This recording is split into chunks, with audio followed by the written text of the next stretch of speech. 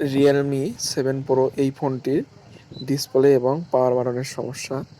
তো আমি সর্বপ্রথম পাওয়ার বাটনটি চেঞ্জ করব। তো আমি পুরাতন যেটা ছিল নষ্টটা আমি তুলে ফেলেছি, আর নতুন যেটা পাওয়ার বাটন লাগিয়েছি এবং আরও ভালোভাবে লাগানোর জন্য আমি সোল্ডারিং আয়রন এর বিটটা নিচে দেব এবং এই নতুন যে পাওয়ার বাটনটা আমি নিলাম ওইটা এখানে বসিয়ে সুন্দরভাবে ধরে থাকবো কিছুক্ষণ।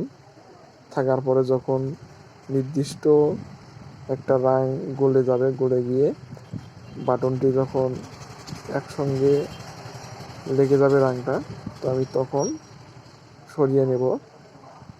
তো দেখুন আমি বিটের ওপরে পাওয়ার সুইচটা রাখিয়ে সরাসরি করতেছি যাতে করে রাংটা লেগে যায়। তো দেখুন লেগে গেছে। তো আমি এখন অন করে দেখাবো। ডিসপ্লেটা আমি আলগা লাগিয়ে নিছি চেক করার জন্য। তো আমি পাওয়ার দিলাম, ব্যাটারি কানেক্টর লাগিয়ে দিলাম, এই দেখুন আমি ফোনটা অন করলাম। তো দেখুন ফোনটি অন হয়ে গেছে।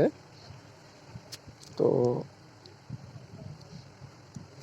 এখন এই পাওয়ার বাটনটা গাম দিয়ে টিপসটা বসিয়ে দেব যাতে করে না নড়ানড়ি করে।